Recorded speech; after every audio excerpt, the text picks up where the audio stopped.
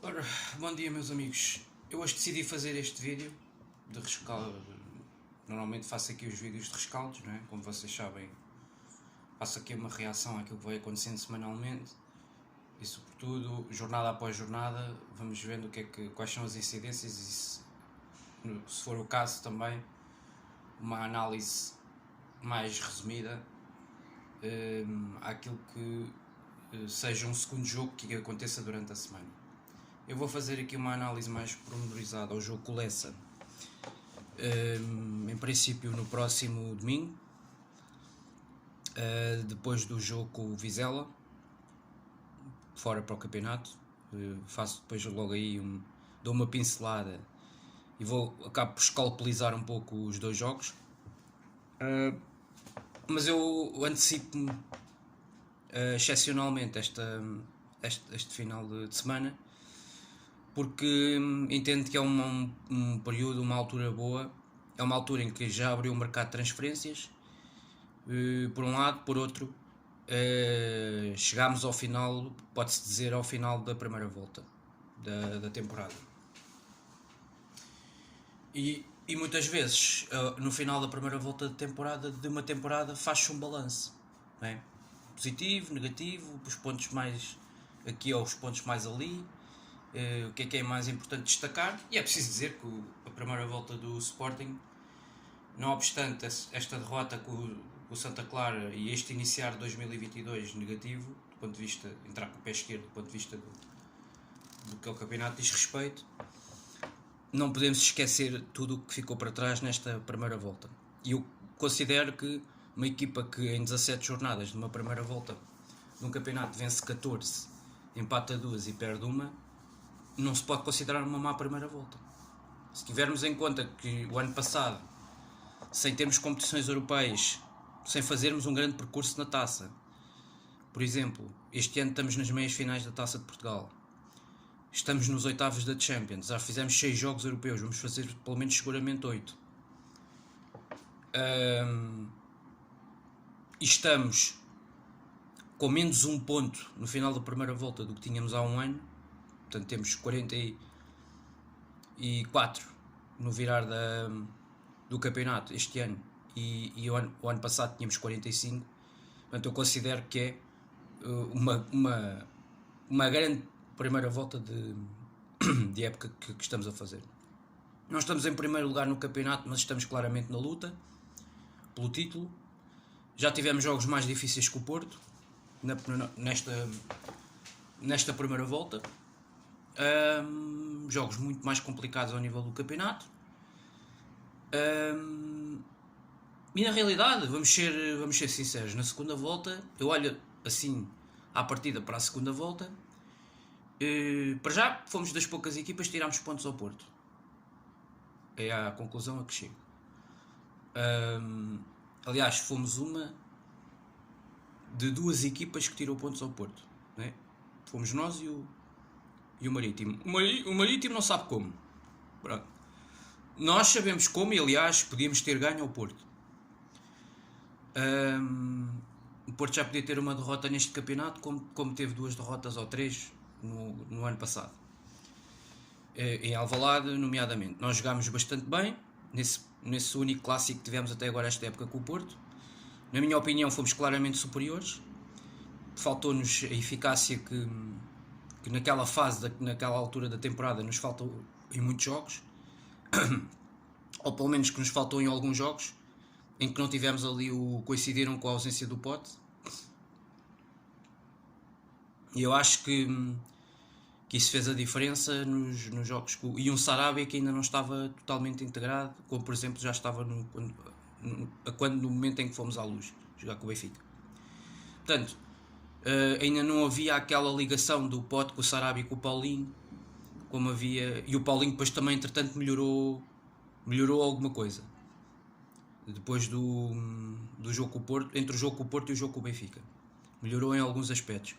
Portanto, a equipa ofensivamente ataca melhor em dezembro do que atacava em setembro.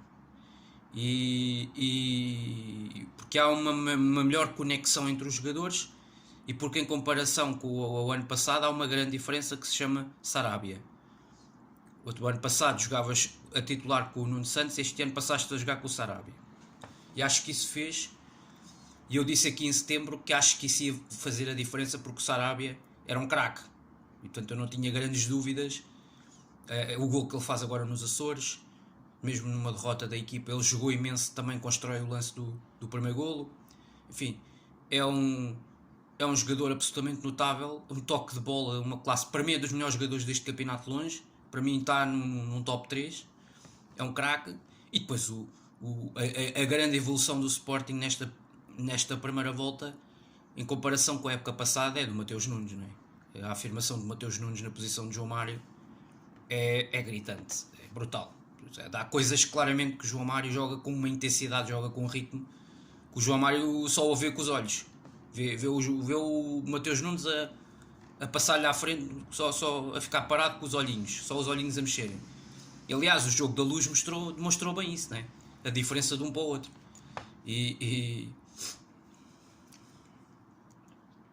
Afinal, o Amorim não estava maluco, né? De facto. É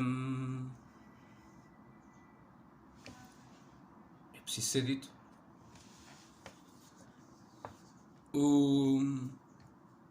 É preciso ser dito isso com toda a honestidade. Acho que a contratação, o negócio Sarabia, acrescentar-se Sarabia ao ataque da equipa este ano e a evolução constante e consistente do Mateus Nunes, com uma afirmação plena a titular da equipa no meio campo, ao lado do Palhinha, foi muito bom para o foi muito bom para o Sporting. E ajuda também a explicar muito aquilo que o Amorim costuma dizer nas conferências de imprensa, que é: o Sporting está a jogar melhor do que a época passada. Está a jogar melhor que a época passada porque tem aqui um conjunto de jogadores que o ano passado não tinha. Acho que o Ugarte foi uma excelente contratação e vai ser um jogador que nos vai dar muito jeito. Do meu ponto de vista, era um médio que podia jogar em qualquer um dos três grandes. Tem uma capacidade tremenda, ainda agora se viu no Estádio da Luz, não é? Um jogador de grande calibre, um jogador físico, não é? Muito possante, mas não é nenhum tosco com bola nos pés, é um jogador tecnicamente até sabe o que fazer com bola em qualquer situação. E por isso acho que é um bocado isto. A aquisição de alguns jogadores que se calhar em setembro havia algumas pessoas que colocavam algumas dúvidas, alguns pontos de interrogação.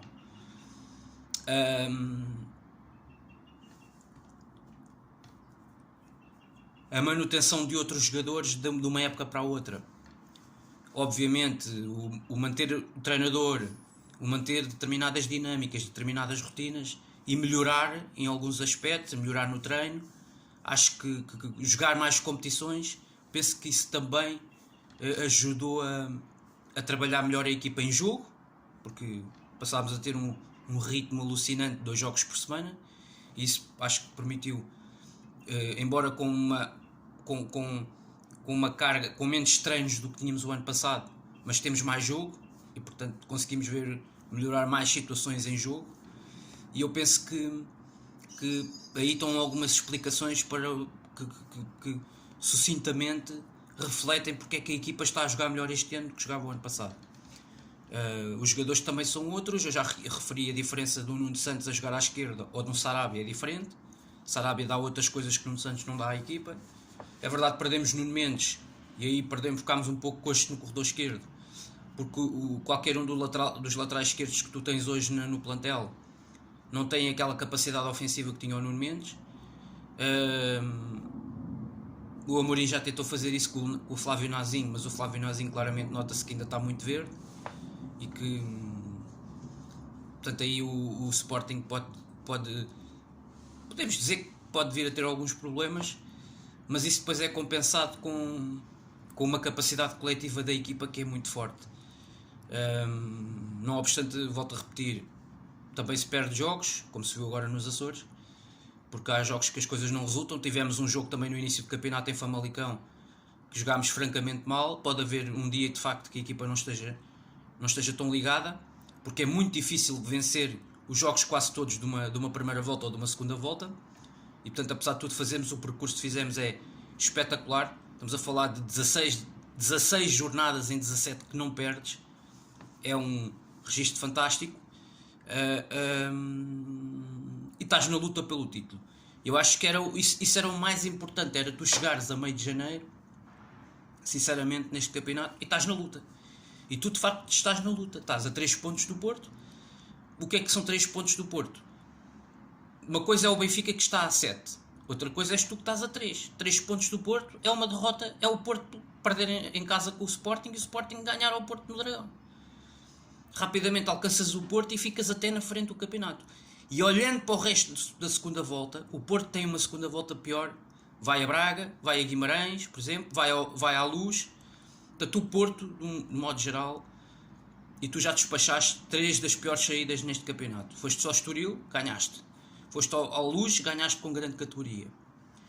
E fostes a Braga e ganhaste também muito bem logo ali no início do campeonato. Portanto, 3 das piores deslocações no campeonato, tu despachaste logo. E a quarta pior, vais despachar agora no início da segunda volta. Por isso, do meu ponto de vista, o balanço só pode ser positivo, porque estás na luta pelo título. Não estás a 10 pontos ou a 8 pontos como estavam os teus rivais da nossa equipa há um ano. Isso é que já estavam praticamente fora da luta. Perdestes um jogo com o Santa Clara, não é normal, o que não é normal nesta equipa. Aliás, desde que Amorim chegou ao Sporting, só tinhas perdido jogos no campeonato contra os rivais diretos, Benfica ou Porto. Portanto, ainda não tinhas perdido. Já não perdias com uma equipa tipo Santa Clara deste nosso campeonato, desde o jogo com o Famalicão, com o Silas.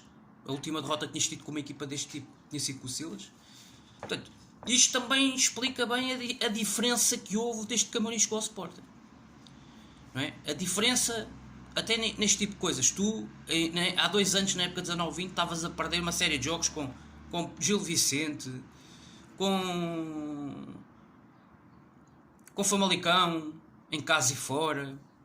Perdias jogos com o Tondela fora. E tu hoje perdes praticamente 2 campeonatos completos. Tu perdestes, juntando aqui as 10 jornadas do Amorim quando chega, perdestes com o Porto e Benfica. Com Porto e Benfica perdestes 3 jogos e perdestes um jogo de campeonato com o Santa Clara. Portanto, perdestes quase em 2 campeonatos completos, perdestes 4 jogos. 4 jogos na Liga. Portanto, isto não era costume.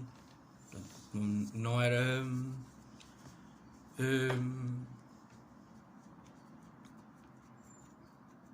normalmente o Sporting começava a perder os campeonatos contra este tipo de equipas, mas era 2, 3 jogos seguidos contra este tipo de equipas. Bastava o jogo não começar a correr bem e tu acabavas por descontrolar e perdias os jogos. E tu hoje claramente tens uma equipa mais rotinada, podes perder um jogo porque isto é futebol, faz parte. Há um dia em que há uma menor inspiração da tua parte, há um dia em que tu queres a melhor defesa do campeonato, há um dia que os defesas também têm direito eventualmente a errar, e tiveram esse dia, calhou ser bem antes de calhar agora do que calhar no final do campeonato, em que estás a decidir o título. Se calhar é melhor perder pontos agora, não é? Se for para perder um jogo, mais vale perder agora do que perder no fim do campeonato, quando estiveres na luta pelo título. E aí depois então é que chapéu, não é? E para perder que seja agora, e que se faça agora uma segunda volta sem perder, e no final em maio estejas a fechar o bicampeonato. Porque eu sinceramente eu continuo a achar que o Sporting é melhor que o Porto. Vou ser muito claro, o Sporting é melhor que o Porto. O Sporting tem muito melhor defesa que o Porto. Continuo a achar isto. E mais uma vez, quer dizer, nós levámos 3 nos Açores, mas o Porto levou 2 no Estoril. O Porto em 5 minutos, o Porto estava completamente descontrolado. Levou 2 golos no Estoril, com uma facilidade, não é? Quer dizer, portanto, tu tens claramente, és a melhor defesa da Liga, O perder um jogo aconteceu-nos a nós, mas pode acontecer perfeitamente ao Porto, porque eu não acredito que o Porto ganhe os jogos todos. E eu acho que no confronto direto, sinceramente, mesmo sendo no Estádio do Dragão, mesmo com o estádio cheio, eu acho que tu tens condições para ganhares ao Porto. Porque tu és uma equipa mais equilibrada do que o Porto. O Porto, quando se sente apertado, quando vê, e o Porto em Alvalade teve muitíssimas dificuldades. O Sérgio, há meia hora, já teve que tirar 2 jogadores e meter 2 jogadores no clássico aqui em Alvalade. Porque aquilo não estava a resultar. O Porto estava com muita facilidade a perder bolas. Só que o Sporting desse jogo do campeonato, não é? Esse Sporting do jogo do campeonato, por exemplo, não foi o Estoril da primeira parte com o jogo com o Porto agora. Que cada oportunidade era golo. O Sporting faltou-lhe pote e o Nuno Santos não soube capitalizar todas as oportunidades. E depois, defensivamente, o Sporting é melhor que o Estoril. E, portanto, o problema que nos faltou pode acontecer num momento mágico de Luís Dias no jogo. Mas o Sporting, na primeira parte, tem que arrumar com aquele jogo. E esse foi o nosso problema. E por isso é que eu disse, o clássico Porto no Dragão, nesta segunda volta, tu não podes ter esta quantidade de baixas que tens tido.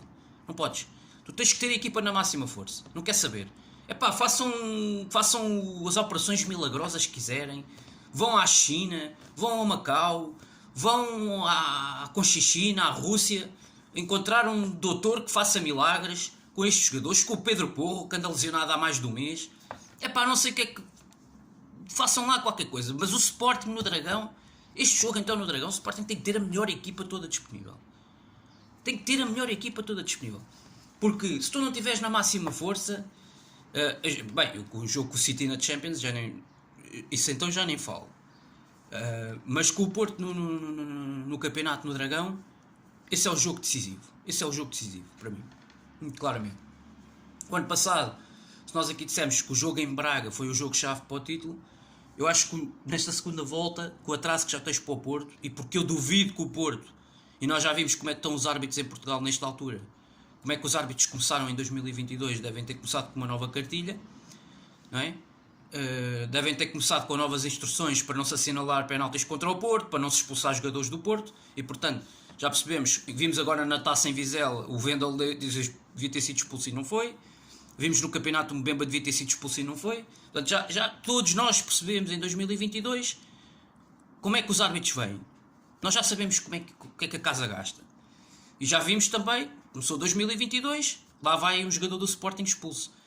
4 expulsões em 5 jogos. Portanto, já vimos este filme todo. Nós já vimos isto, já vimos o que é que está a ser preparado. Para esta época. E nós temos que ser muito mais fortes que isto. Nós temos que ganhar contra 13, contra 14, contra 15. Contra os que forem. Mas nós já percebemos o filme todo. Portanto, eu já vi o filme todo à distância. Já o ano passado, na segunda volta, tentaram engatilhar os árbitros, que era para serem levados ao colo e ganharem aquele campeonato quase ali na linha da meta. O Futebol Clube do Porto tentou tudo. Foi conferências de imprensa, foi o presidente a falar, foi o diretor de comunicação, o J. Marques no canal do clube. Nós vimos tudo aquilo que aconteceu o ano passado. Foi um jornalista cá à porta do estádio a ser agredido. Nós vimos todo o tipo de estratégias que o Porto teve o ano passado para conseguir ser campeão. É um clube absolutamente nojento. Ok? O Porto é um clube absolutamente nojento. Da forma como age, em vez de ok, vamos ganhar pelo nosso futebol, pela nossa qualidade, pelas nossas dinâmicas, pela nossa capacidade. O Futebol Clube do Porto não. O Futebol Clube do Porto compra árbitros aos anos. O Porto faz todo o tipo de estratégias ao nível da comunicação, tudo.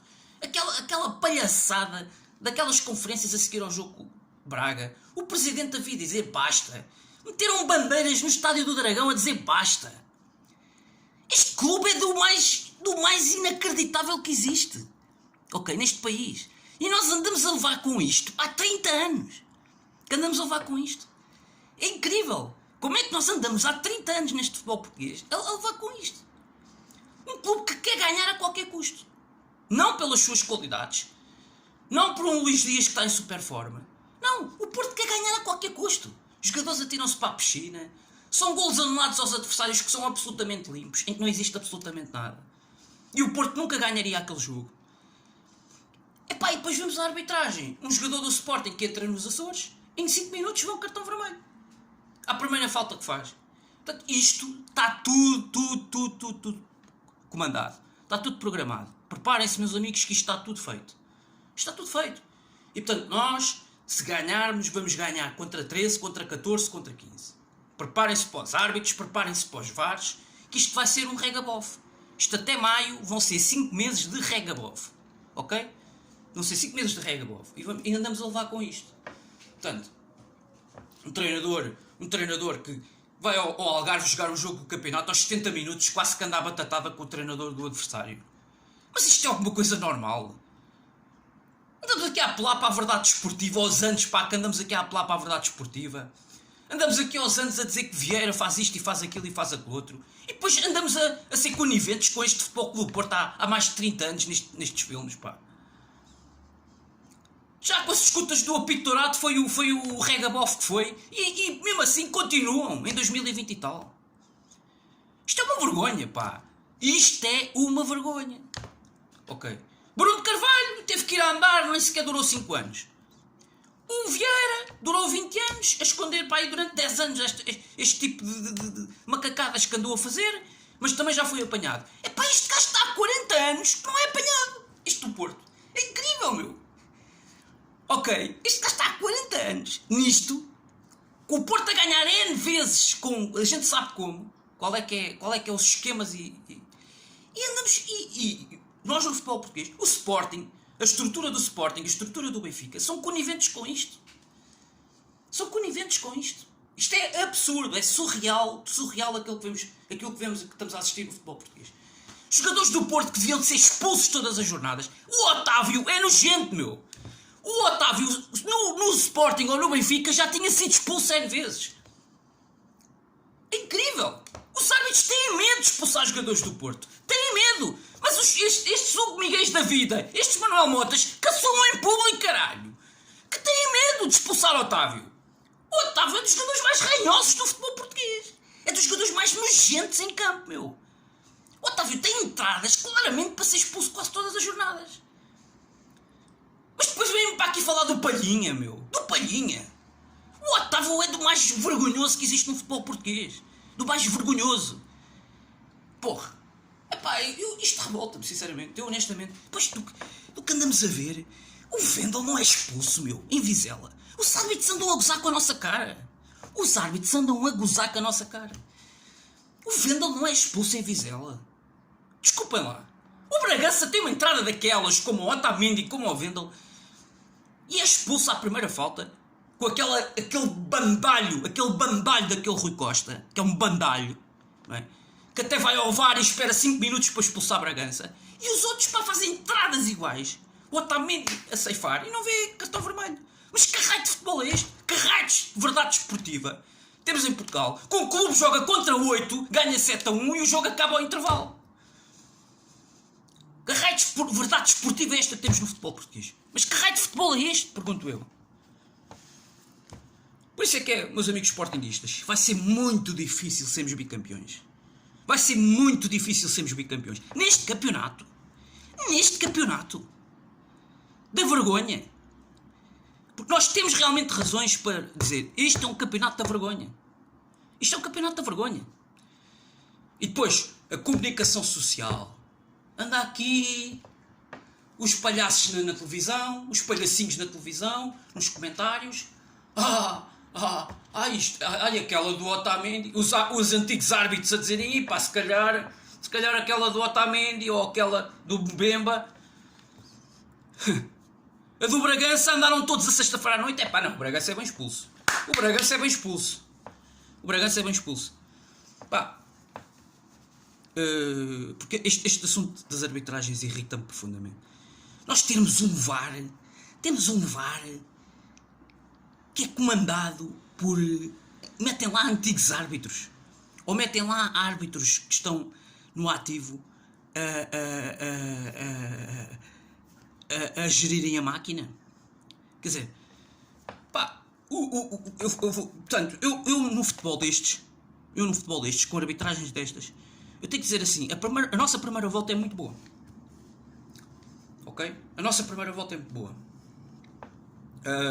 Nós conseguimos fazer 2 primeiras voltas destas com o Ruben Amorim no Sporting, nos anos que correm, com todo o tipo de esquemas e de estratégias que são usadas pelos outros clubes. Não há limites neste campeonato. Quem tem mais dinheiro é quem manda.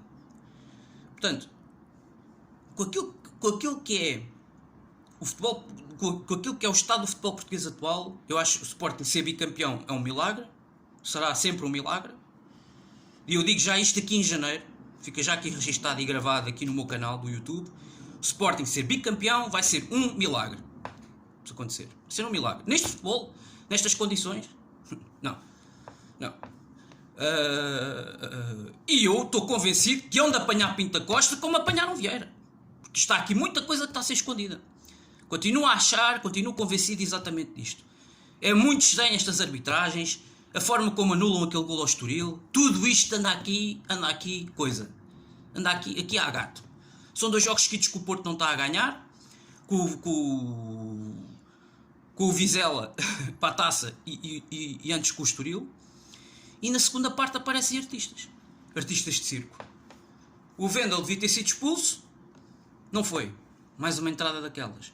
Depois é verdade que o Vizela falha lá um gol à frente da baliza, mas também é porque tinha lá um Barnabé. Em vez de ter um jogador de futebol, tinha um Barnabé cá à frente da baliza a mandar a bola à figura do guarda-redes. Podia ter feito ali o 2-2. Portanto, e é verdade, o Vizela com 10, aliás, o Vizela com 11, mas 11, dos 11 para aí 6 ou 7 gajos que nunca jogaram na equipa principal do Vizela. Mesmo assim, o Vizela, há que dizer, bateu-se, pá, com aquilo que tinham, e podiam ter empatado.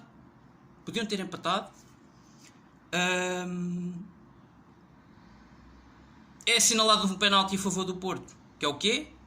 E no final, um lance idêntico na área contrária, lá está, e é aqui as disparidades de arbitragem. Vendel não é expulso, há ali um penalti que devia ter sido marcado a favor do Vizela que não é, portanto é isto. Isto é o futebol português. E isto já sabemos que é o que vamos levar com isto em 2022. Já estamos a ver este filme todo. No campeonato, no último jogo no Estoril, na Amoreira. Um lance absolutamente limpo, um golo absolutamente legal do Estoril, que era o 3-1. Praticamente matava com o Futebol Clube do Porto. O Porto já não ganhava aquele jogo. Golo anulado. A bola ainda não tinha chegado ao Rui Fonte. À cabeça do Rui Fonte já o árbitro tinha apitado. Pá, mas que raio de arbitragens são estas? Na primeira parte o Mbemba tem que ser expulso com uma entrada tipo Daniel Bragança. Epá, é que eu concordo que o Bragança devia ter sido expulso. Mas o Otamendi, pela mesma razão e com entradas idênticas, tal como o do Porto, também tem que ser expulsos. E a verdade é esta. O Benfica, quando o Otamendi devia ter sido expulso, o Benfica estava 0-0 em casa com o Passos Ferreira. Podemos aqui arranjar e o Benfica já podia ter feito 2 ou 3 ou 4. Mas já o ano passado aconteceu isto, em Braga e noutros campos. O Benfica está 0-0, o jogo está empatado, o jogo está difícil, o Benfica não consegue chegar ao golo, desperdiça oportunidades umas atrás das outras. E a realidade é que há ali aquele empurrãozinho. Depois o gajo do Passos de Ferreira em cima do intervalo é expulso. E o Otamendi não é expulso. E portanto, andamos aqui a fazer o quê? O que é que andamos aqui a fazer no futebol português? O que é que andamos aqui a fazer? Não andamos aqui a fazer nada. Não andamos aqui a fazer absolutamente nada. Portanto, ou isto há verdade esportiva, e há verdade esportiva todos os anos e para todos, ou então não andamos aqui a brincar, meu. Estamos aqui a brincar com a cara de quem? Então, mas estes árbitros não se vê que já vão condicionados para os jogos de Sporting? E para os outros não. Para os outros vão condicionados para ajudarem a equipa do Porto, para ajudarem a equipa do Benfica. Então, mas estão a gozar que eu não. Então, mas onde é que está a representatividade do Sporting nestas coisas? Onde é que está o Viana? Onde é que está essa macacada toda? Onde é que está o representante do Sporting para nos defender nestas questões? Nós somos comidos de cebolada. Ouçam, nós somos comidos de cebolada. Pá, isto é uma revolta. Eu sinto uma revolta imensa, meu. Porque vemos estas vergonhas a acontecerem. Estoril, Vizela, não sei o quê, Passos de Ferreira. Epá, e não vemos ninguém do Sporting a vir falar.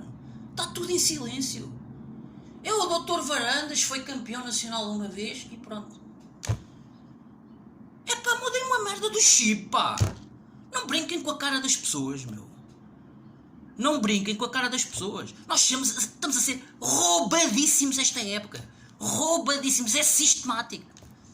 Isso não é de uma maneira, é de outra. Porque estamos envolvidos na luta pelo título. O Futebol Clube do Porto nunca ganharia os 3 pontos. Mas ninguém do Sporting vai falar. E já temos um candidato ao título, um rival, que já está a 3 pontos de distância. Nós não falamos. Nós estamos calados. Pá, temos continuamos, eu falei disto aqui há meses. Continuamos a ter um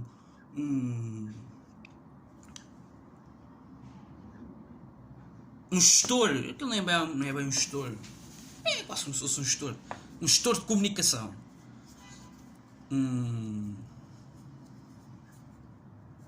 Miguel Braga a falar para o canal do clube. Mas o que é que este homem está a fazer no canal do clube? Eu até posso concordar que ele esteja no canal do clube, ok, pronto, posso admitir. Mas o Miguel Braga,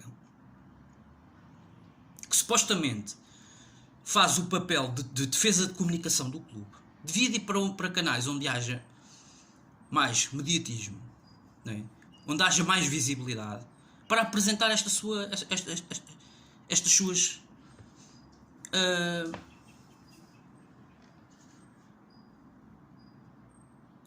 posições, estes seus pontos de vista em relação a isto. No canal do clube, ninguém vai andar a ver o Miguel Braga. Já disse isto aqui. E o tempo passa, entramos no novo ano e o Miguel Braga continua no canal do clube. Apenas e só. A apresentar estes seus pontos de vista. Ali ninguém vai ver. É preciso meter na cabeça que ali ninguém vai ver. O Sporting na televisão pública portuguesa, nos canais de televisão, nestes canais, nos canais 11, nos CNNs, nos CMTVs, o Sporting precisa de representação. Representação.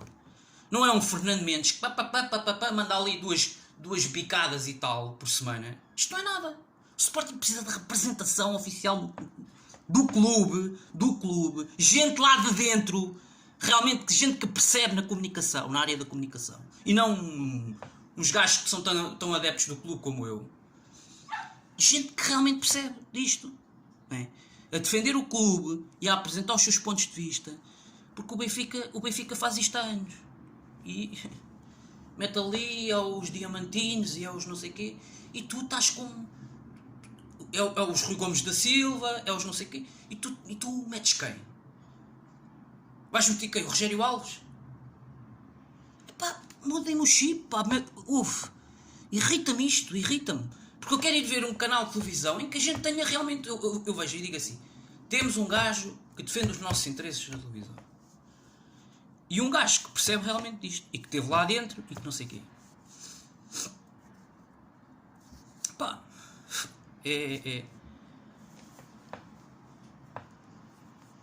enfim, não tenho palavras, sinceramente.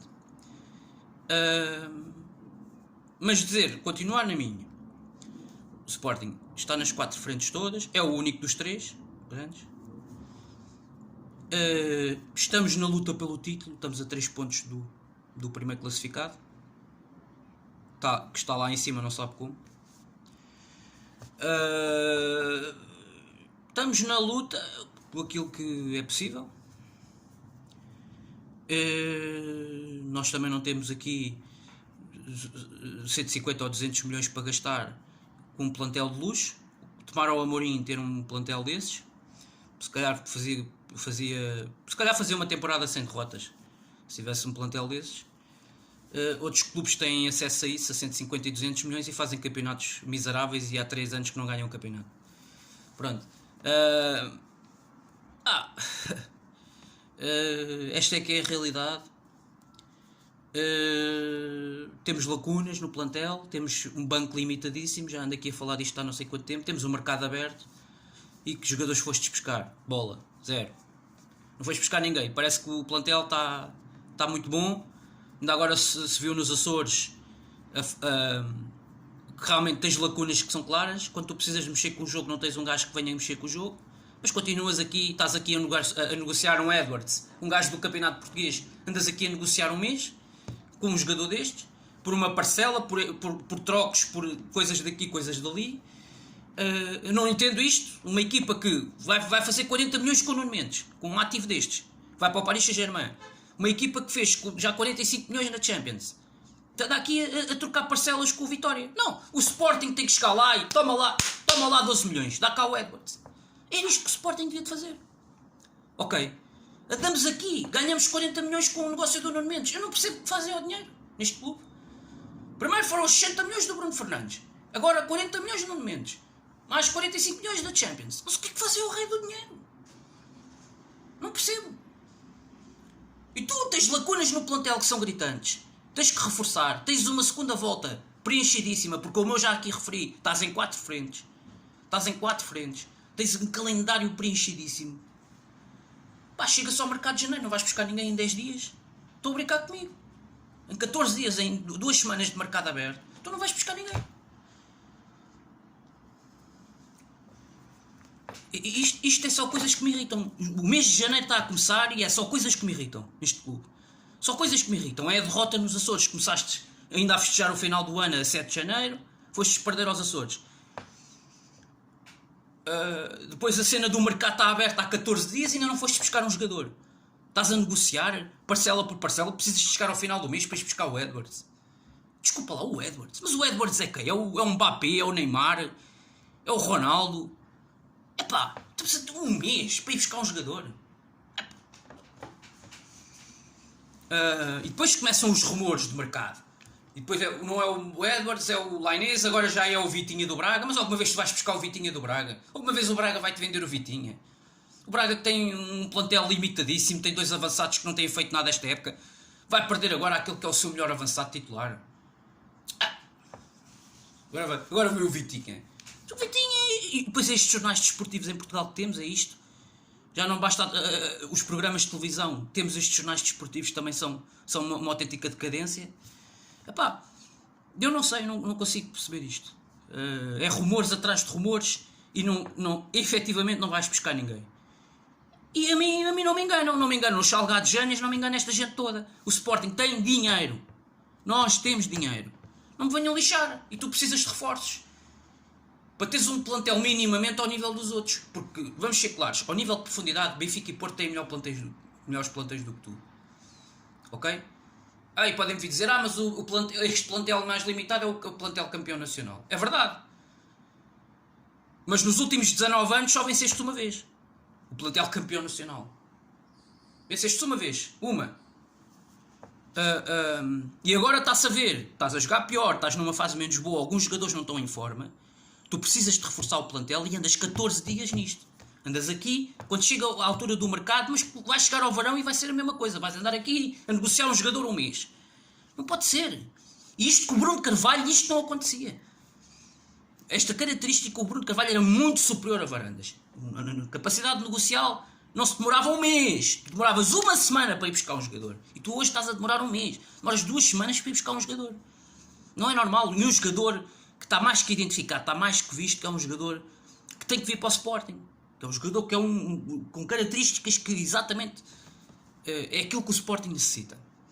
Porque tu jogas contra equipas neste campeonato que jogam com o bloco baixo, que jogam enfiadas cá atrás, que jogam enfiadas praticamente dentro da baliza, e que com essa estratégia muitas já podiam ter tirado pontos ao Sporting neste campeonato. Pá, e não vemos o óbvio. E depois temos Paulinho, temos Tiago Tomás, temos jogadores que não desenvolvem. E tu tens lacunas no plantel, já percebeste que tens lacunas na defesa, tens lacuna no ponta de lança. Pá, mas não te mexes. Andas aqui 2 semanas que já passaram de mercado, andas aqui a fazer não sei o quê. Pá, coisas que neste mês de janeiro começam a irritar, sinceramente. Começam-me a irritar. Esta passividade neste clube, eu não entendo. Mas de resto, primeira volta muito positiva. Já aqui fiz a referência. 2 jogadores que foram absolutamente fundamentais para explicarem em parte esta primeira volta. E esta melhoria significativa da qualidade de jogo em relação à época passada tem muito a ver com o Mateus Nunes e com a contratação de Sarabia. Foram jogadores que claramente trouxeram outra dinâmica, outra intensidade de jogo à equipa. O João Mário nunca teve isto no ano passado, nunca teve a intensidade no meio campo que hoje mete o Mateus Nunes na equipa. O Mateus Nunes claramente acelera processos. E eu aqui no verão fui um crítico eu vou aqui confessar e vou dizer de uma forma muito clara, porque eu não ando aqui a encher balões. Eu disse aqui na altura e eu revelei a minha preocupação com a saída do João Mário assim para um rival, não é? Direto. E a perda de um jogador que era titular no Sporting época passada e que também foi importante no fundo para a conquista do título ano passado. E eu tive a oportunidade de revelar até assim, de certa forma a minha revolta e a minha preocupação, fiquei ali um pouco preocupado, não é? Fiquei ali um pouco cético.